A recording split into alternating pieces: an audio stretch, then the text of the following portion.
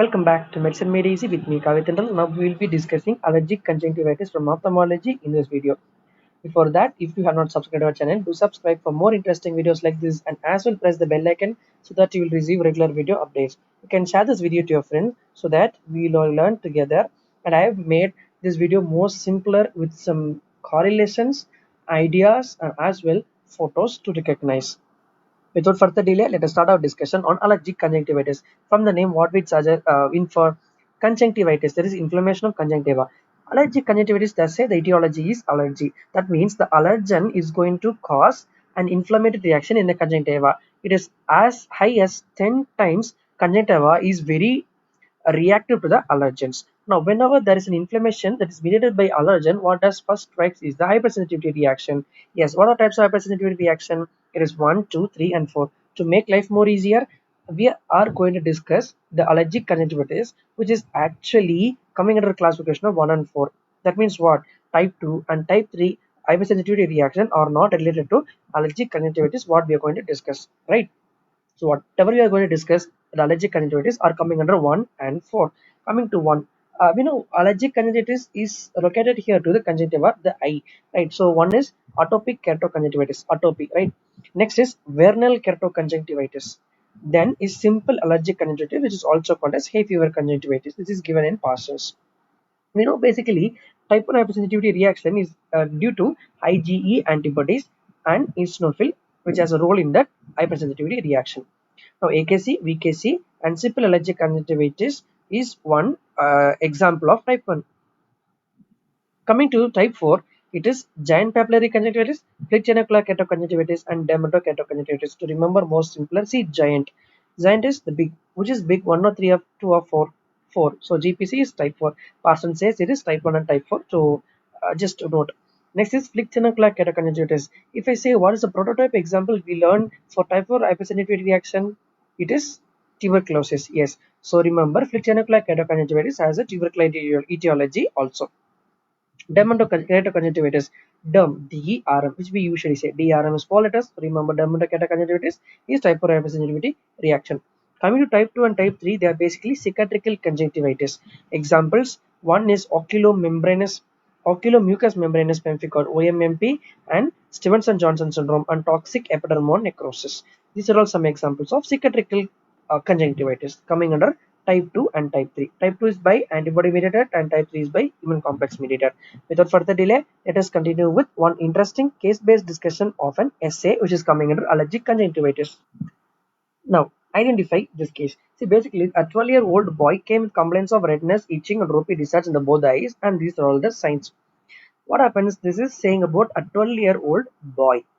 Complaints of redness, itching. So redness is acute sign of inflammation. So it is probably an acute inflammatory change. And it is itching. Itching says that there's an allergic etiology, and ropey discharge is specific to allergic conjunctivitis. It is involving both the eyes. So what is that allergic conjunctivitis that involves both the eyes? That presents in boys, that 12-year-old boy. It is probably an vernal keratoconjunctivitis. But the differential diagnosis can be atopic keratoconjunctivitis or trachoma. The thing which is against atopic keratoconjunctivitis is the age and the prediction. See, atopic keratoconjunctivitis can be seen in both boys and girls, and atopic keratoconjunctivitis usually after puberty. Usually, VKC sets resolves by puberty. After puberty, if it is conjunctivitis, it is called as atopic keratoconjunctivitis. Now, why do I say it is trachoma? Because usually in this pathology, upper lids are involved. So in trachoma also, upper lid is involved, and this both eyes involvement is not favoring trachoma, but not always. Okay, so from this we are identifying it is either can AKC or VKC or trachoma. Okay, coming to the findings. So this finding where we see in hypertrophic papilla, right? So this is hypertrophic papilla which is very flat topped. What with other pathology which is similar to this is trachoma. How to differentiate trachoma from VKC is in trachoma there will be both follicular reaction and papillary reaction. Here it is only hypertrophic papillary reaction only in VKC. Okay. Now, so that is the differential diagnosis as far as this picture is concerned. This is the upper eyelid. Now coming to this part, see there is a white raised dot, and here is the gelatinous changes which is present in the limbus. This is basically Horner Stranda spots. This is again seen in VKC.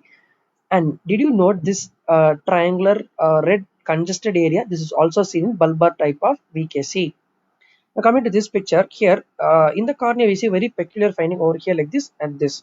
This is actually looking like one condition that is called arcuus senialis. Other name of arcuus senialis is gerontoxon. So this is more gerontoxon, but because usually gerontoxon is seen in old age group, but here it is 12-year-old boy. So gerontoxon is not true here. So it is called pseudogerontoxon. Pseudogerontoxon in the case of VKC does signify it is a recurrent disease. Yes, VKC is a recurrent disease. And remember, whenever there is a recurrent VKC, the person can develop pseudogerontoxon. And coming to shield ulcer, this picture makes us think there is a corneal ulcer. Yes, this is called shield ulcer. This shield ulcer is basically a part of vernal keratopathy. Okay, so this shield ulcer can be complicated by secondary bacterial infection causing bacterial keratitis. So this is the outline of the case, and whatever the findings we are seeing in the case are important to the case what we are going to discuss. That is called vernal keratoconjunctivitis. The other differential diagnosis what we thought is AKC and trachoma. To rule out AKC, what is against is this gender predilection and age, and when what is against trachoma is the finding in the first picture, that is it is only the hypertrophic papillary reaction, there is no follicular reaction. So with this we will discuss in depth of VKC in next video. Till then, stay tuned for further updates.